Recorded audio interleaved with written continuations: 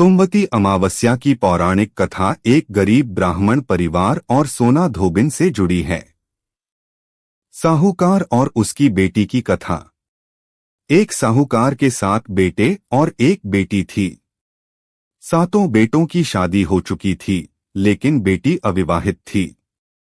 साहूकार के घर रोज एक साधु भिक्षा मांगने आता था।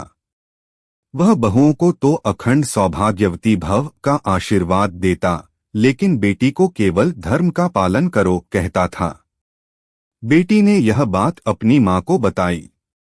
मां ने अगले दिन साधु से इसका कारण पूछा। साधु ने बेटी की हस्तरेखा देखकर बताया कि इसके भाग्य में वैधव्य योग है, यानी शादी के मंडप में ही इसके पति की मृत्यु हो जाएगी।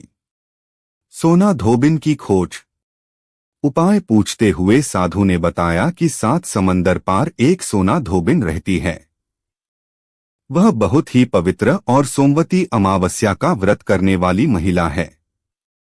अगर वह आकर इस कन्या को अपनी मांग का सिंदूर लगा दे तो इसका दुहाग टल सकता है। साहूकार की बेटी अपने सबसे छोटे भाई के साथ सोना धोबिन की खोज में निकल पड़ी। रास्ते में एक नदी पार करते समय वे एक पीपल के पेड़ के नीचे बैठे। उस पेड़ पर गरुड़ पक्षी का घोंसला था। जब गरुड़ के माता पिता बाहर गए थे, तब एक सांप ने आकर बच्चों पर हमला किया। साहूकार की बेटी ने सूझबूझ से उस सांप को मार दिया और बच्चों की जान बचाई। लौटने पर गरुड़ माता पिता बहुत खुश हुए और उन्होंने आभार स्वरूप दोनों भाई बहन को 7 समंदर पार सोना धोबिन के घर पहुंचा दिया। सेवा का फल और अखंड सौभाग्य। सोना धोबिन के घर पहुंचकर कन्या सुबह सुबह सबके जागने से पहले चुपचाप उसके घर का सारा झाड़ू पोछा और काम करके चली जाती थी। सोना धोबिन और उसकी बहुएं सोचती थीं कि यह काम कौन कर जाता है। एक दिन सोना धोबिन ने सुबह जल्दी उठकर देखा तो वह ब्राह्मण कन्या काम कर रही थी।